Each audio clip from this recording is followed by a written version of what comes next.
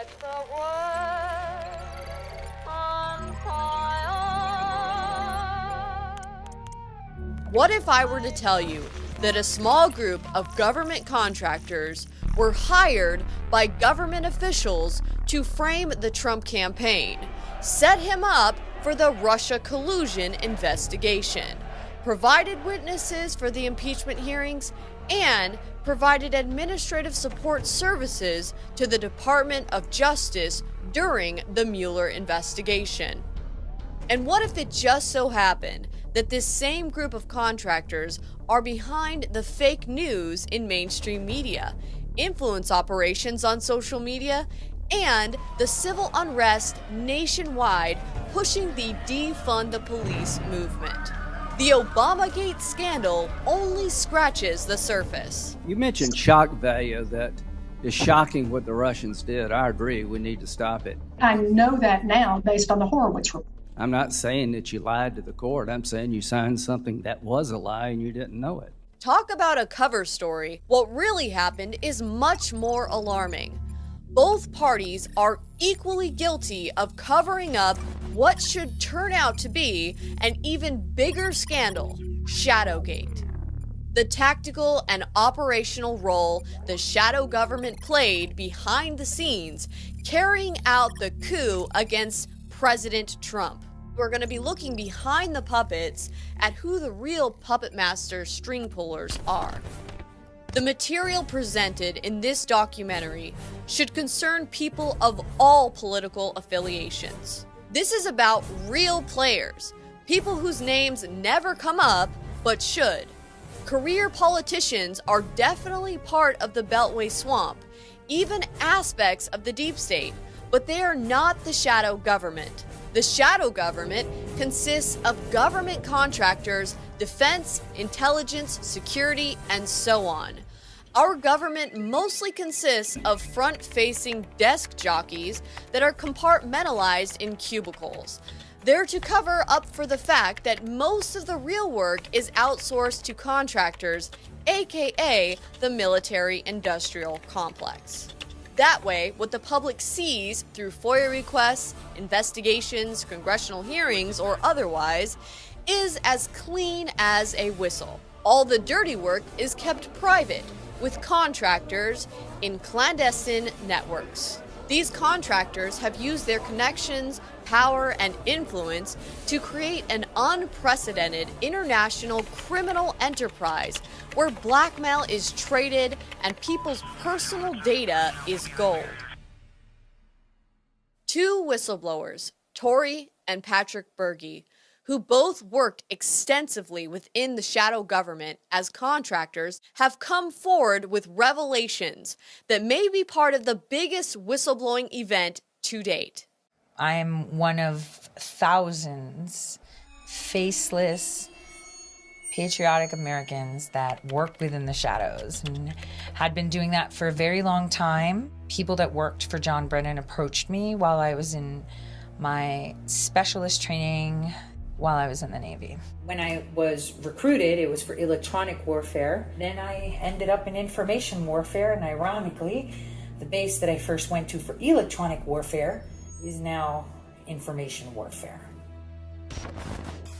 My job for a company called Dynology, which was owned by Obama's National Security Advisor, General James Jones, and I answered directly to his son.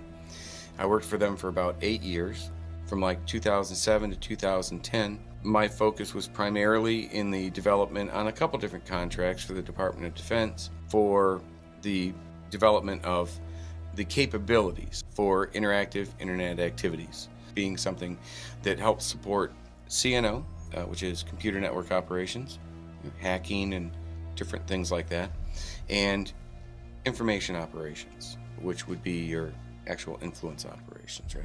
It's a supporting application that really, it's kind of like a Microsoft project, right? Which allows you to manage large projects, like enterprise level projects. But instead of like managing the building of the construction of a 14-story building, it's managing the most, malevolent operations that you could imagine. I was a contractor for various intelligence agencies that were privately created. So they were private contracting agencies because unlike what most people think, our intelligence doesn't stay within our borders or within federal buildings. The ShadowNet was the commercial version of an IIA weapon, IIA being Interactive Internet Activities. That's the military nomenclature for what basically you've heard being described for the last 3 or 4 years with all the fake news and the fake news journalists and fake stories, fake dossier. All these things are attributes and characteristics of IIA, which is social media psychological warfare. We began that really in 2007, when right after the policy guidelines first came out. We were on one of the first contracts with the DoD that I'm aware of, trying to help the Force Psychological Operations Group understand how to go from dropping flyers from planes to a more micro-targeted social media psychological warfare application where you could select an individual target or a group target or an entire country if you wanted to. What I did was something called localization, or L10N. So a localization strategy is you find a group of people, that could be a whole country, a city, a certain religious group, 6-block radius like Chaz, and you kind of try to get in their mind. You have to understand how they eat, how they walk, how they talk, what they like, what pushes their buttons, what drives them nuts, what upsets them, what makes them happy.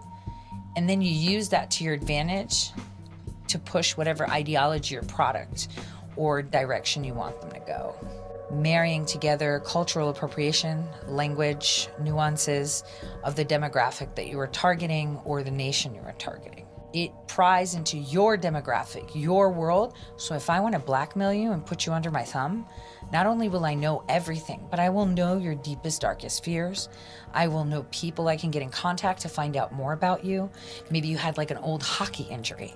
So if I wanted to attack you, I'd know where to hit you. You understand enough about someone and you can hack their shadow, right? You can use their fears. You can use their anxieties. Like, sound anything like pandemics that you recognize here? Oh yeah, definitely. So you can use those things to help reflexively control or influence a target, an individual, or whoever it is, right? Or a group of people, or an entire election, an entire country.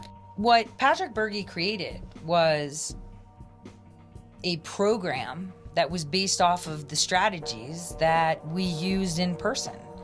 It was a psychological operation, but that crunches data with the use of psychological operations. So you can predict how your target will respond. You know, I spent like 7 years overseas, right? Several years, a couple of those years were specifically related to IIA. So I understood certain things. When we hijacked the Afghan elections, how did we do that? We had to understand how the Afghanis think. We had to go to the areas that were anti-Taliban because the Taliban political group was now more militant than it was political. We used that to our advantage and formulated a plan where we would sway their thoughts to believe that XYZ candidate is the way to go, because then you won't get robbed and we'll tame the Taliban. But we had to do it in their way. So he created an algorithm that does that for you. When we were largely doing this, it was done by analysts. Now this is more done automated through artificial intelligence, which is just a common iteration of the program or application development process. The database component ends up allowing you to build behavioral profiles on individual targets, right? And through those behavioral profiles, you can develop or implement reflexive control, which allows you to understand, with enough information about someone, you can predictively determine how they're going to react. I was really good at what I did. Really good. And I can still do it too. I'm not doing it now though. Well, don't be doing that, I Tori. wouldn't know if I was too. But I help them train algorithms with the strategies that I had created all these years. They had asked us to bring the application to a classified network.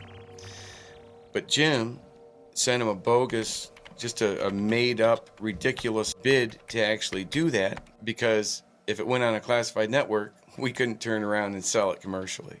We went on after that to another contract in Tampa, took everything with us. Force Psychological Operations Group had no idea that we were going to be taking their year's worth of work that they paid us to do, the taxpayers paid us to do, and we kept the intellectual property rights to it and remarketed it, branded it commercially as the Shadowgate. So I come back here and I see these guys back here in America have just been having a field day utilizing the technology that we've been developing to alter the outcomes of our elections in America.